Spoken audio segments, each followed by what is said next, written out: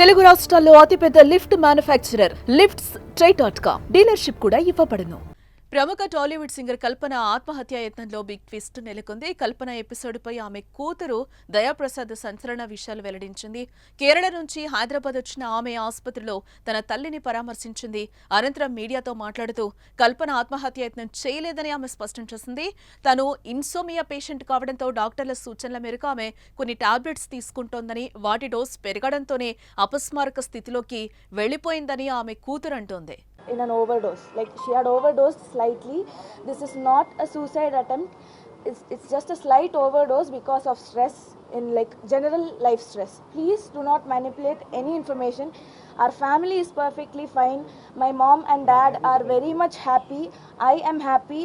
Everybody is perfectly fine in my family. Please manipulate cheyodu.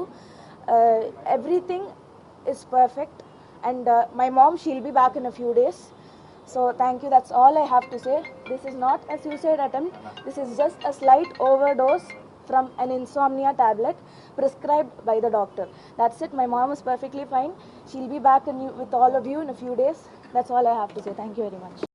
ఇక కల్పన ఆరోగ్య పరిస్థితిపై వైద్యులు కూడా స్పందించారు. ప్రస్తుతం నిలకడగానే కల్పన ఆరోగ్యం ఉందని, అపస్మారక స్థితిలో ఆసుపత్రికి రావడంతో వెంటిలేటర్పై వైద్యం అందించినట్టుగా తెలిపారు డాక్టర్స్. ఇప్పుడు వైద్యానికి సహకరిస్తుందని కూడా చెప్తున్నారు. మరో 2-3 రోజుల్లో కల్పన డిశ్చార్జ్ అయ్యే అవకాశం కూడా ఉందని, ఆందోళన చెందాల్సిన అవసరం లేదని కూడా అంటున్నారు. ఆసుపత్రిలో కల్పన కదులుతున్న వీడియో ఒకటి బయటకొచ్చింది. ఇందులో ఆమె ఆరోగ్యం నిలకడగానే ఉన్నట్లుగా తెలుస్తోంది.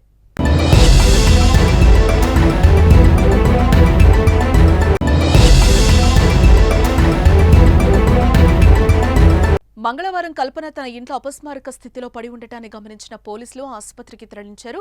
వెంటిలేటర్పై ఆమెకి చికిత్స అందించారు. అయితే కల్పన సూసైడ్ అటెంప్ట్ చేసిందని అంతా భావించారు. నిద్రామాత్రలు తీసుకుని ఆమె ఆత్మహత్య ప్రయత్నం చేసిందని పోలీసులు ప్రాథమికంగా నిర్ధారణకొచ్చారు. చెన్నైలో ఉన్న ఆమె భర్త ప్రసాద్ ని కూడా పిలిపించి విచారించారు. ఈ విచారణలో తెలిసిన నిజాలేంటనేది పోలీసులు వెల్లడించాల్సి ఉంది.